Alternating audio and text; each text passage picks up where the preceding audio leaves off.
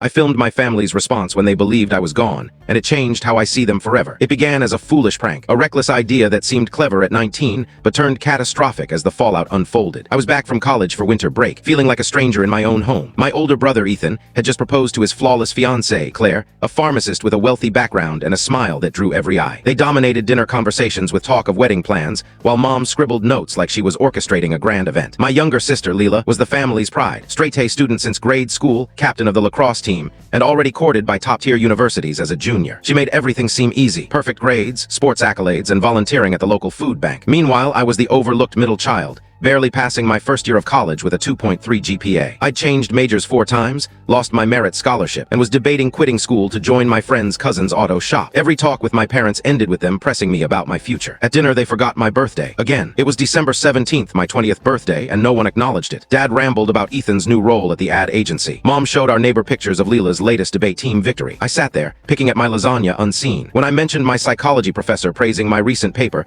Dad just gave a curt nod and asked Ethan about his quarterly bonus. That's when I recalled the old drainage pipe running beneath our suburb. As kids, we dared each other to explore it, but it was deemed unsafe after a few teens reportedly got stuck during a storm years back. The idea took shape: vanish for a few hours, leave clues near the pipe's entrance, and see if they'd care I was missing. I left my favorite sneakers and a ripped hoodie by the pipe's mouth during their Friday board game night, ensuring my phone's last signal pinged there before I turned it off. Then I trekked to an old shed behind the Wilsons' property, where I'd hidden supplies, planning to stay just long enough to gauge their reaction. But here's the thing about thinking you're clever at 19, you're often just incredibly foolish. Weeks earlier, I tucked a small audio recorder in the living room cabinet, suspecting Mom was snooping through my journal. I'd meant to catch her, but forgot about it until now. The device could capture 12 hours of sound. From the shed, I used a prepaid phone to call 911, altering my voice to report cries from the pipe area. Then I waited for my family to notice my absence and lose it. It took them 7 hours. 7 hours before anyone realized I wasn't in my room. At 1 a.m., when the police knocked, I watched through binoculars as my family shuffled to the door in their sleepwear. The officer explained they'd found signs someone might be trapped in the drainage system,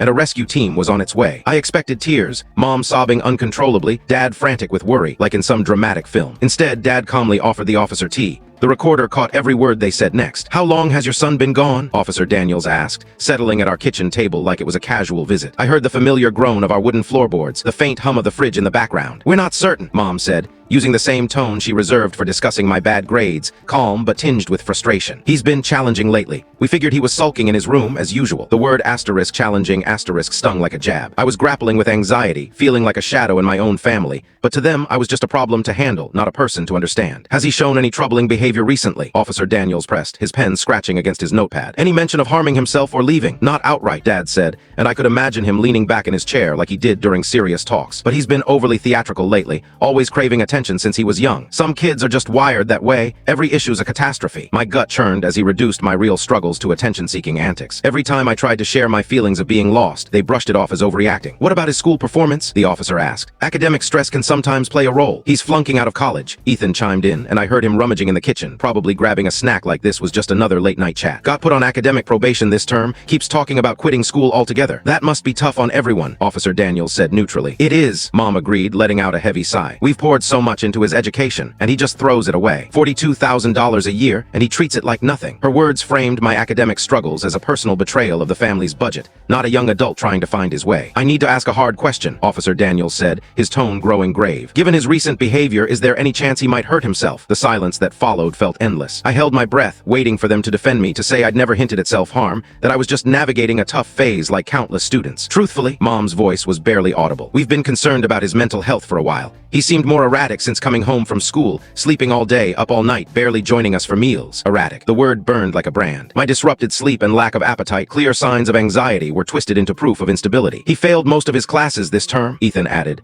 and I heard the crunch of him eating, casually discussing my potential demise. "Came home saying things like he didn't belong in this family, really worrying stuff." That was a lie. I'd never said I didn't belong. I'd admitted feeling like I couldn't meet their standards, but nothing so extreme. "We tried therapy last year," Mom went on, her voice gaining steam as she built her case. "But he quit after a few sessions, said the therapist didn't get him and asked pointless questions." That was half true, but lacked context. The therapist, Dr. Larson, focused on childhood issues and family conflicts when I needed help with study habits and stress. When I asked for a different counselor who understood college pressures, my parents said it was too costly, and I should stick with Dr. Larson. "Has he ever shown violent tendencies?" Officer Daniels asked. "Toward himself or others?" "Not violent per se," Dad said said cautiously, but he's got a temper. Smashed his door so hard last week it dented the frame. Put a fist through his wall last month when we said he couldn't go on a spring trip with friends due to his grades. I'd slammed my door once after a heated argument about my GPA. And the wall incident happened during a panic attack about a final exam. But they made it sound like I was constantly destructive. The questioning went on for another 15 minutes. Officer Daniels asked about my friends, interests, and any signs of substance abuse. My family responded like they were describing a distant relative, not their son and brother. Every answer was cold, detached, centered on my flaws rather than my humanity. They called me moody since grade school, defiant since high school, and increasingly worrisome since college. They painted me as a young man doomed to ruin, someone they'd long feared would crash. What hit hardest was how rehearsed they sounded, as if they'd already discussed my potential loss and prepared their lines. We've been tiptoeing around him, Mom said near the end, never knowing what might trigger him or set off one of his moods, like I was unhinged, not just struggling. Officer Daniels' radio buzzed with updates from the rescue team. Through my binoculars, I saw more emergency vehicles arrive, their lights flashing across our quiet street. Real people were risking their lives in those dangerous pipes because of my idiotic stunt. We'll need to search his room, Officer Daniels said.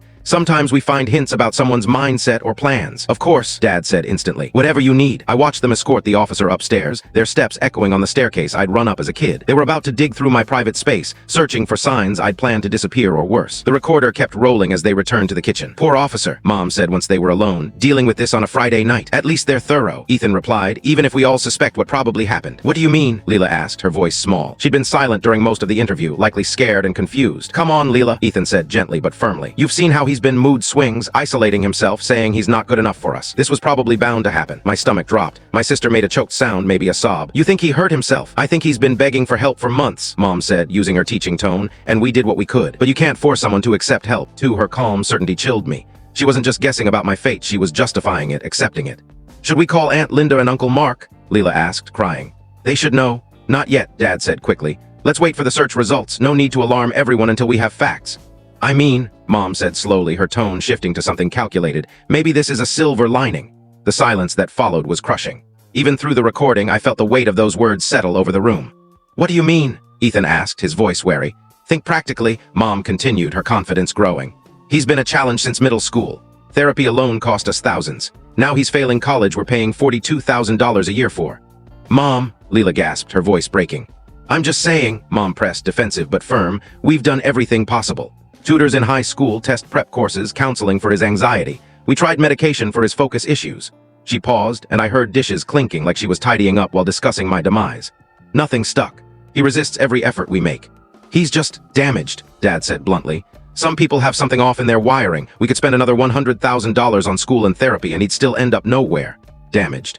The word hit like a hammer. My own father saw me as fundamentally broken. If something happened tonight, Mom said carefully, maybe it's a mercy, a relief even. Jesus, Mom, Ethan said, but he didn't sound shocked, just exhausted like they'd had this talk before. That's harsh even for you. I know how it sounds, she said quickly. But think about the stress we'd avoid. No more arguing about his grades, no more worrying about his next mistake. No more tense family dinners. The life insurance, Dad added quietly, and my world collapsed. It's active until he's 21. We're paying for a $175,000 policy through my job. They were calculating my worth in dollars. While rescue teams scoured dangerous pipes for my body, my parents were tallying how my death could fund their lives. That would cover Leela's college entirely, Mom said, and I heard papers shuffling like she was running numbers. Yale's costly, but this would handle tuition, housing, everything. And some left for Ethan's wedding, Dad added. Maybe a deposit on a house. Claire's been eyeing those new condos by the river. They were treating my death like a jackpot, my life insurance a better bet than my existence. I know it's awful to think about money now, Mom said, her voice animated, but we have to be realistic. We've spent so much on him, therapy, tutors, tuition, his car, his expenses. At least this way, something positive could come from the tragedy. He's been draining us for years, Dad agreed. Every dollar spent on his issues is one we can't use for Leela's future or Ethan's goals. He's like a financial sinkhole. Maybe some people are just meant to fail, Mom said thoughtfully. Maybe this is nature taking its course. He's never fit into normal expectations or succeeded academically. I listened as my family, those meant to love me without conditions, discussed how my death would improve their lives emotionally and financially. They saw me as a failed investment, a problem resolved by its own removal. We should think about how to handle this publicly, Ethan said after a pause. People will expect us to be heartbroken. There will be sympathy cards, casseroles, a memorial. Of course, we'll act appropriately devastated, Mom said like she was planning a social event. He was our son. We cared for him despite his issues. Loved, past tense. I was already gone to them. We'll need a memorial service, she continued. Nothing lavish given the situation, maybe a small gathering at the church with Pastor James. What about a scholarship fund? Dad suggested. Something for at-risk youth or mental health. It'd look good and might help with taxes. They spent the next hour planning my death like a project, discussing how to manage media if the story spread, whether to start a crowdfunding page for families facing similar crises, and which photo to use for obituaries. A recent one showing my troubled state or an older one when I seemed happier. We should clear out his stuff soon, Mom said practically. Keeping it around isn't healthy and we could use his room for something else. Salvation Army, Dad agreed. Most of it's worthless anyway. Maybe the laptop has some value, but his clothes won't fit anyone. I want to keep something, Leela said softly, speaking for the first time in a while. Maybe his sketchbooks or his guitar. Of course, sweetheart, Mom said indulgently. You can pick a few keepsakes, but we can't hold on to everything. It's not good to dwell. The search dragged on for 3 grueling days, and I recorded every moment through my binoculars and hidden devices around the house. Watching my family perform grief while planning my estate was like watching a scripted play where I alone knew the actors were faking. During the day, with cameras rolling and neighbors watching, they played their roles flawlessly. Mom dabbed her eyes with endless tissues. Dad spoke to reporters about hoping for a miracle, one arm around Leela. Ethan handled calls from relatives and friends, his voice heavy with practiced sorrow. They looked like the grieving family everyone expected. The community rallied with overwhelming support. Neighbors brought meals. The church held prayer vigils. Local shops donated to the rescue efforts. But at night, when the cameras left and volunteers went home, I heard them through my recorders, planning their next steps with cold precision. Channel 6 wants an interview tomorrow, Dad said on the second night. Something about mental health risks for college kids. Perfect, Mom replied. We should stress how we tried to help him, but he rejected it. Really emphasize that some kids are beyond saving no matter how hard their parents try. Should I mention the insurance? Dad asked. Sometimes these stories spark donations. Too early, Ethan advised. Let people offer first. We don't want to seem greedy. They discussed which photos to share with the media, what mental health details to reveal, and how to frame my disappearance to maximize sympathy without seeming neglectful. We need to be careful about the timeline, Mom said. If people ask why we didn't notice he was gone for 7 hours, it could look bad. We were asleep, Dad said firmly. It was late. Normal families don't check on their grown kids constantly. But I knew why they hadn't noticed. I was invisible to them, a background figure they only acknowledged when I caused trouble. The rescue teams worked tirelessly, searching every pipe in the system beneath our neighborhood. I watched them emerge muddy and exhausted, still determined to find me. Captain Alvarez, the fire chief, gave daily updates, his voice growing rougher with each one. We're not giving up, he said on day 3, eyes red from fatigue. Every family deserves answers. Every kid deserves to come home. Meanwhile, my family was at home debating whether to donate my computer or sell it online. The laptop's fairly new, Dad said on their 3rd night without me. Could get $500 for it. Online marketplaces, Ethan suggested. Better than pawn shops. They'd also begun sorting my room, dividing my belongings like scavengers. Through my bedroom recorder, I heard them rummaging through my things, deciding what to keep, sell, or toss. This journal might matter, Mom said, finding my high school notebook. The police might want it for insight into his headspace. What's in it? Leela asked. Typical teen nonsense, Mom said dismissively.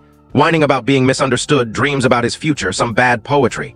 She was reading my deepest thoughts like a to-do list, searching for proof of my instability. Those pages held years of raw emotion, but to her, they were just evidence of my flaws. On day 3, the search was called off. My body was presumed swept away in the creek's winter current. The pipes were too unstable for further efforts. Captain Alvarez announced it with tears in his eyes. We've searched every possible area. We're devastated we couldn't bring him home. That night, I watched our house fill with neighbors, churchgoers, and friends offering condolences.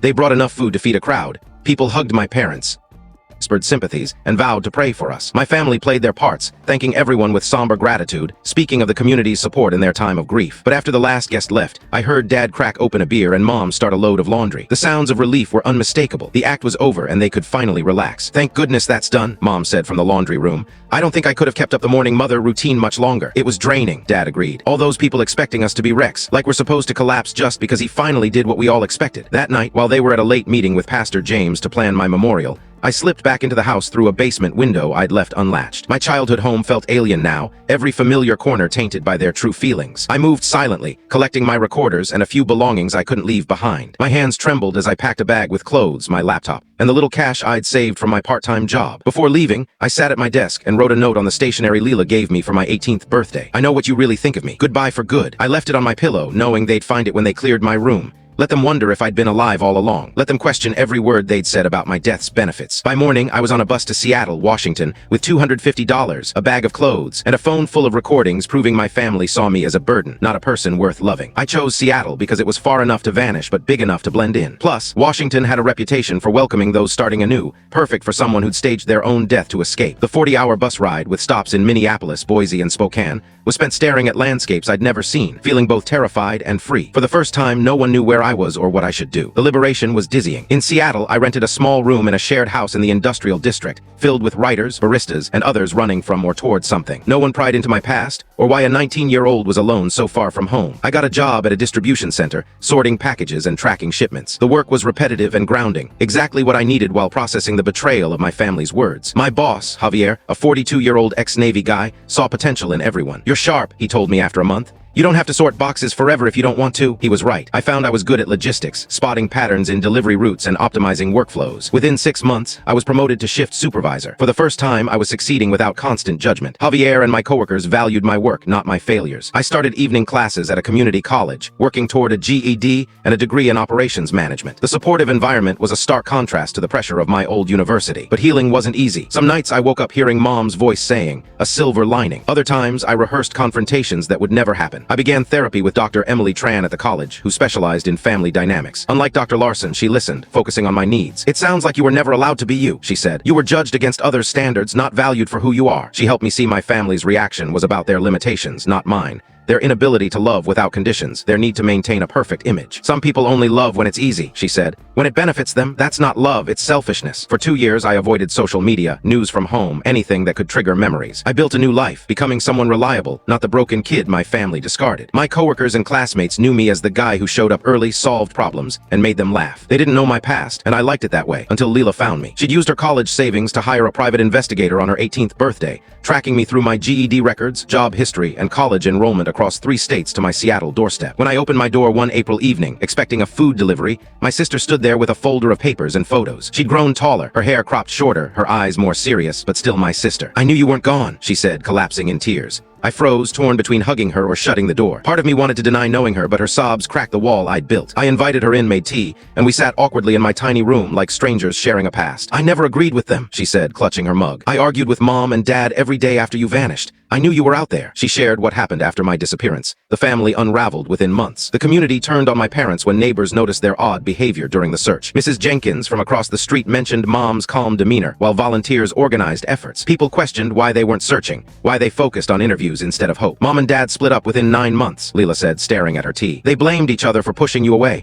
Mom said Dad was too harsh. Dad said Mom coddled your issues." The community's support faded as rumors spread. Someone, Leela thought it was Captain Alvarez, leaked the insurance policy details and people grew suspicious. Ethan's fiancée left him weeks after the memorial. "Claire overheard Dad talking about the financial upside of your death," Leela said. She was horrified and told her book club. It spread from there. Ethan sank into guilt and alcohol, haunted by his role in dismissing my struggles. "He keeps your photo by his bed," Leela said. "Talks to it, apologizes for calling you dramatic." "Too late," I said, the words sharper than intended. "They're different now," she continued. "Dad's in a tiny apartment, drinking too much, lost his job. Mom moved to Nevada, works at a bookstore, acts like she never had a son named Ryan." Her erasure of me hurt, though it wasn't surprising. Ethan was in therapy, consumed by regret. "They want to see you," Leela said cautiously. "They want to apologize, explain themselves." I laughed, a bitter sound. "Explain what? That they hoped I was dead? That they plan to use my insurance for Ethan's wedding and your tuition?" I told her about the recorder, the hours I spent listening from the shed, hearing them treat my death as a windfall while rescuers risked their lives. I played her clips I'd saved. Mom's silver lining, Dad's insurance math, their calculated grief for the cameras. Leela's face paled, tears falling as she heard our parents' true thoughts. "I didn't know," she whispered. "I was at practice when the police came.